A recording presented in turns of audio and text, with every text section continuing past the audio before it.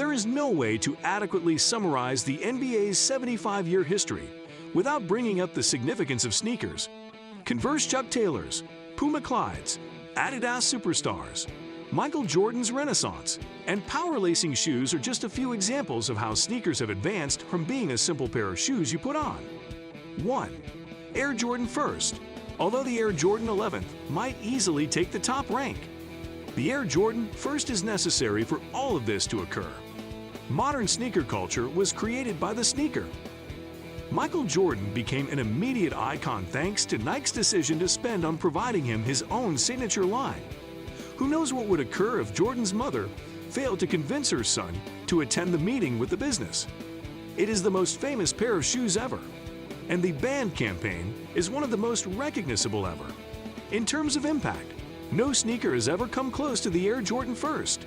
When Nike introduced the Air Jordan First in 1985, the shoe industry had seen significant change.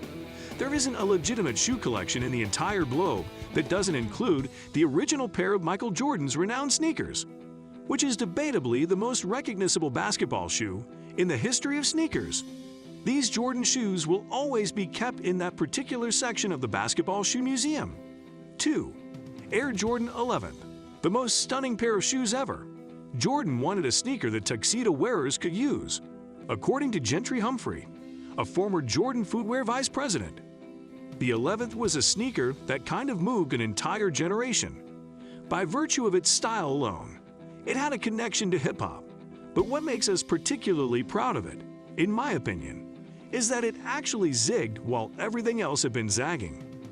Most of the credit for wanting to use patent leather in uppers goes to Michael. When the Bulls faced the Magic in the 1995 Eastern Conference semifinals, the Jordan 11th made its premiere. Ahmad Rashad not only wore a pair himself, but also demonstrated them during a sideline report. The following year, Jordan made a comeback, guiding the Bulls to a then-best regular season record of 72 victories and a championship victory over the Seattle Supersonics. MJ received another MVP honor. Off the court, the sneaker grew in popularity even more as Michael Jordan continued to establish himself as a pop culture hero. Boys Second Men wore them when performing and receiving trophies at the Grammys. Will Smith wore them in the Fresh Prince of Bel-Air series finale. And Michael Jordan even donned a unique pair in his film Space Jam. Every sneakerhead's Mount Rushmore has the sneaker at the top. 3. Air Jordan 3rd. The sneaker that permanently altered the sneaker culture was the Air Jordan 3rd. It happened after Jordan briefly pondered leaving the company. Jordan also attained a new degree of superstardom in the NBA at that time by winning his first MVP, Defensive Player of the Year, the dunk contest, and the All-Star Game MVP. He may have had the greatest season in basketball history. He accomplished all of this while recording game averages of 35 points, 5.5 rebounds, 5.9 assists, and 1.6 blocks. The shoes served as a platform for the great Tinker Hatfield, who was responsible for the majority of Jordan's iconic footwear. In addition, Nike launched the first Mars Blackmon campaign with it. As if all these facts weren't enough, checkmate. The Jumpman logo initially appeared on the sneaker in the third entry of the Air Jordan series. Since then, Jordan Brand's logo has been that parody of a Michael Jordan dunk. One of the best-looking Jordans ever is this one because of the gray and black pattern over the sole. Jordan is seen wearing this shoe during his epic competition with Dominique Wilkins for the Slam Dunk Championship in 1988. 4. Nike Air Force 1, one of the most iconic sneaker styles ever. The AF1 will always be in fashion. Since its initial introduction in 1982, the sneaker has seen thousands of distinct variations. The AF1 is one of the most influential sneakers, responsible for everything from the legendary The Original 6 advertisement to Nelly's song about Moses Malone, Bobby Jones, Michael Cooper, Calvin Nat, Michael Thompson, and Jamal Wilkes. 5. Air Jordan 4th. Although MJ game was still progressing to new heights, the Air Jordan 4th was the first Jordan shoe to be released globally. Do the Right Thing, directed by Spike Lee, also featured it as evidence of MJ's status as a pop culture icon. Not to mention, he made the shot over the Cavaliers in the fourth. 6. Nike Foamposite. The Foamposite attracted attention across the industry as one of the most distinctive designs in shoe history. Something like that had never been seen before, as Mike Bibby brought the 1997 Arizona Wildcats out for the Sweet 16 and the rest of the team's championship run. The sneakers made their debut on their feet. Nonetheless, Penny Hardaway would eventually take up the role of the sneaker spokesperson. There were talks going on to relaunch the Nike Foamposite once again. 7. Reebok question, like Allen Iverson. Very few players have successfully blended athletics, fashion, and culture.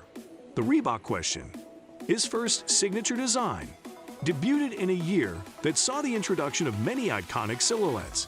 But the question stands out among those that were unveiled. That eye attracted followers from all over the world because he was loyal to himself, distinctive, and had a fun game. This was the tactics of Reebok's marketing, as Reebok at that time was struggling and they found a star to do marketing for them. 8. Nike Zoom generation. LeBron James entered the NBA under more pressure than any player before him. He was chosen early in high school to be the guy. After high school, he agreed to a rumored $90 million contract with Nike. Before making his debut, he also made light of pressure in one of his early Nike ads. James, it can be said, more than lived up to the hype. And the Nike Zoom generation developed a unique, iconic status. In 2017, Nike reissued the shoe for the first time. 9. The Air Jordan 2nd. The Air Jordan 2nd is one of the most underappreciated sneakers of all time, which makes it a potentially contentious choice for this list. Does it meet the requirements set by previous throwback Jordans? No. Was MJ a supporter of the shoe? No. Did MJ nearly quit Nike after the debut of the Air Jordan 2nd? Yes. Yet, not everyone else is as awful as MJ after the enormous popularity of the Air Jordan 1st. The standard was set quite high. It would be nearly impossible to surpass that.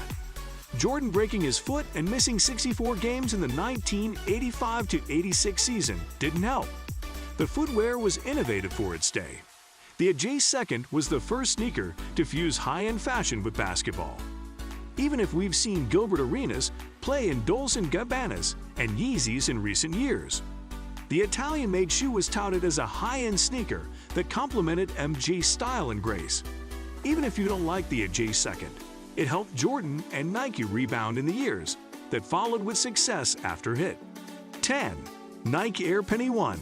Penny Hardaway, a guard who is modest but highly talented, is a marketing superstar for Nike. With Shaquille O'Neal leading the Orlando Magic, the team is on the upswing, and Hardaway was establishing himself with a Magic Johnson-like style of play. Shaq was brash and animated, while Penny was cool, collected, and collective. In 1995, Nike gave Penny his own distinctive shoe and introduced Lil Penny, a character voiced by Chris Rock, which helped Penny rise to superstardom. The principal designer of the Penny 1 was Eric Avar, who worked with Tinker Hatfield and Horace and contributed to several other sneakers on this list, including the Foamposite, Kobe's signature line, the Zoom Flight 95, and the Adapt BB.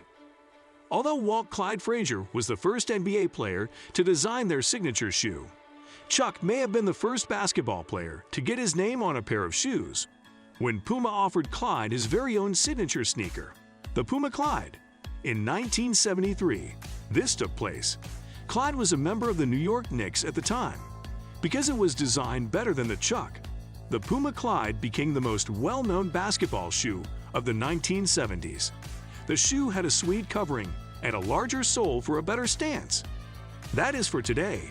I will see you in the next video. Until then, please like, comment, and share the video. And let us know you like the video.